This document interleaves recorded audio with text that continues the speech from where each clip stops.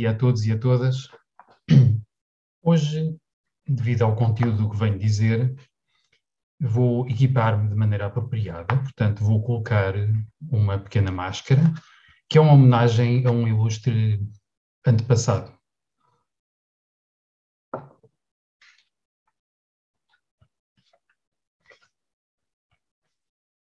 Ora bom,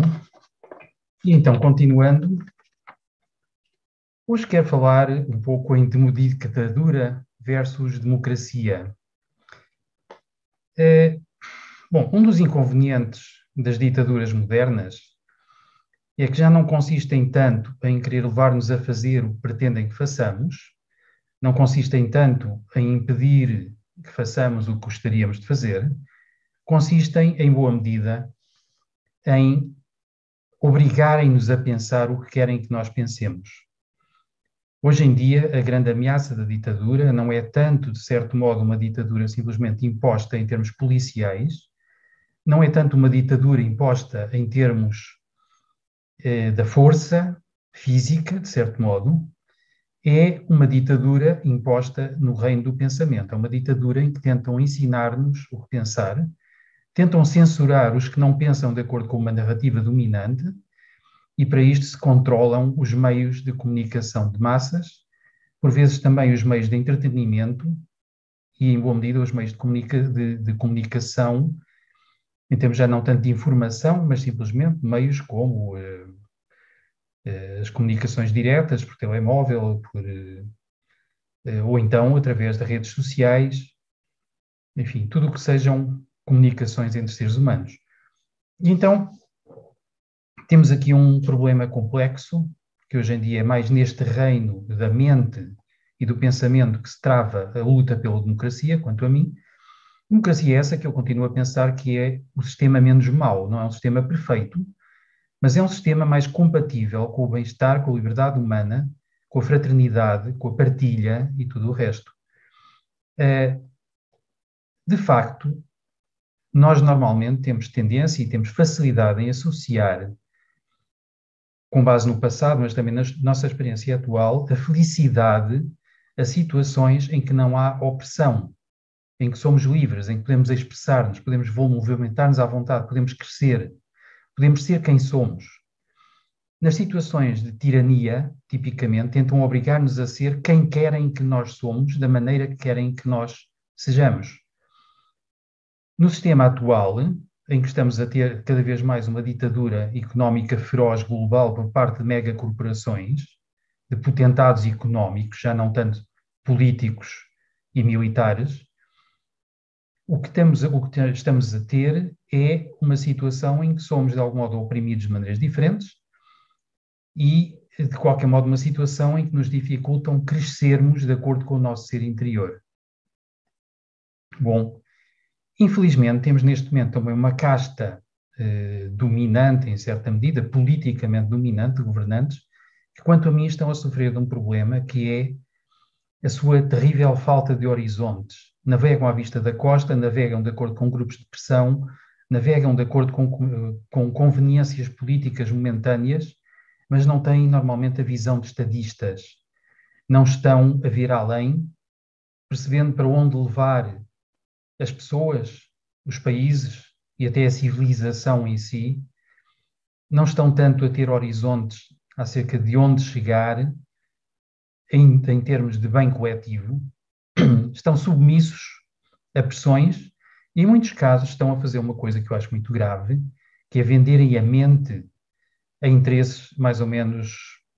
evidentes hoje em dia. Ou seja, se eu não gosto, e muita gente não gosta, da prostituição pelo caráter de degradação do humano que pode acarretar, pelo caráter de invasão dos corpos por presenças, por energias alheias,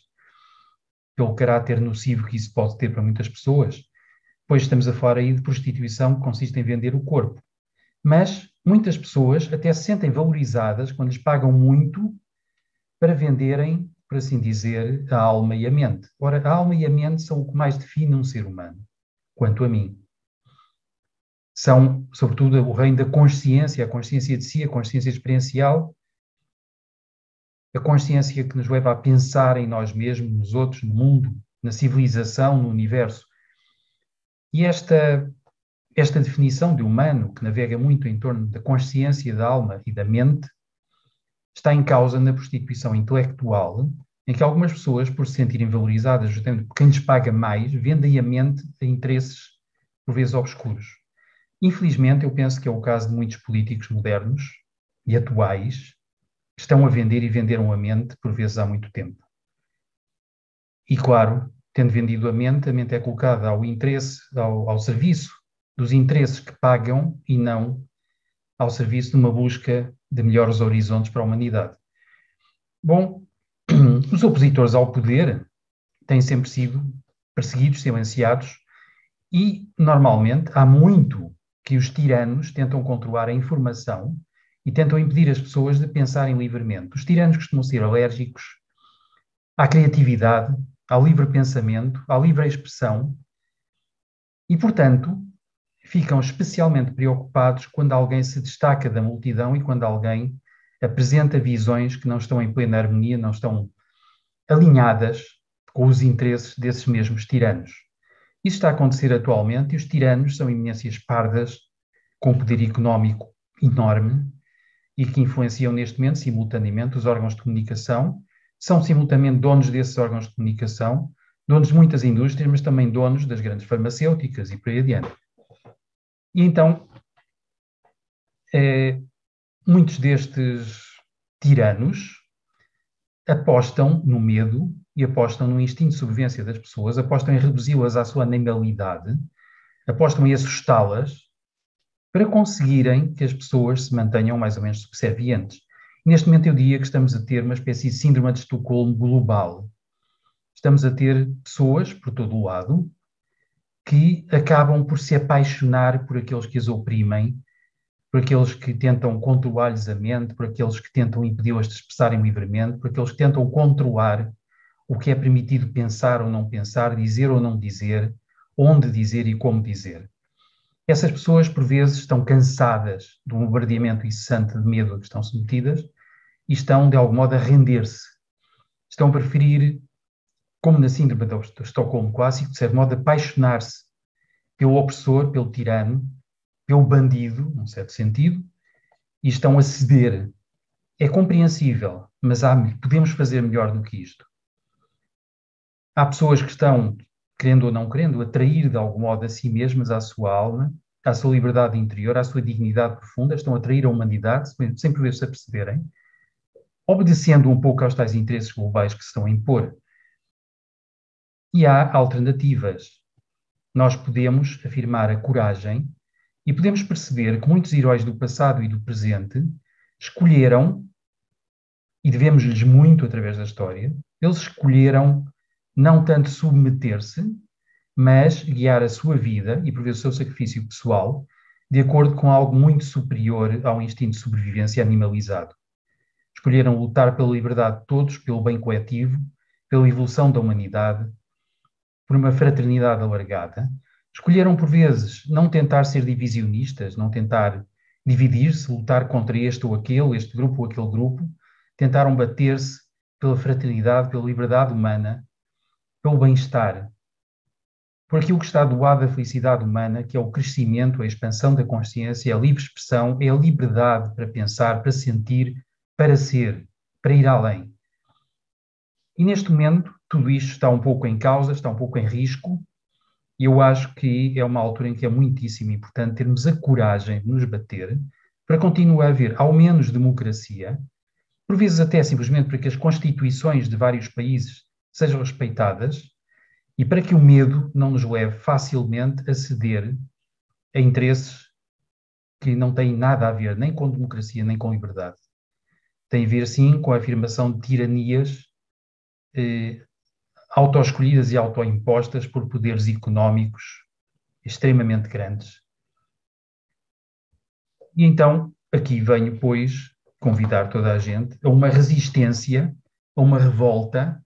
que não consiste em irmos contra ninguém, não consiste em agredir, em pôr bombas, não consiste em considerar que os outros são maus, não consiste em entrar em choque com polícias, consiste em lutarmos pela nossa dignidade de maneira tranquila e afirmarmos a fraternidade, mesmo quando é difícil fazer isso, afirmarmos a nós mesmos, lutarmos pela continuação da democracia, mas uma democracia verdadeira, não uma manipulação sistemática das mentes das pessoas, travestida de democracia, quando é, na verdade, uma ditadura económica e um controle das mentes mais ou menos feroz. E tudo isto pode ser feito tranquilamente, afirmando o que temos melhor em nós, confiando no que os outros têm de melhor dentro deles, lutando pela humanidade e pelo planeta, sem consentirmos em que nos dividam em pequenos rebanhos, o que permite também controlar melhor. E é a mensagem do momento. Fiquem todos e todas muito bem, até muito breve. E já sabem, se gostarem, partilhem, subscrevam o canal. Até breve.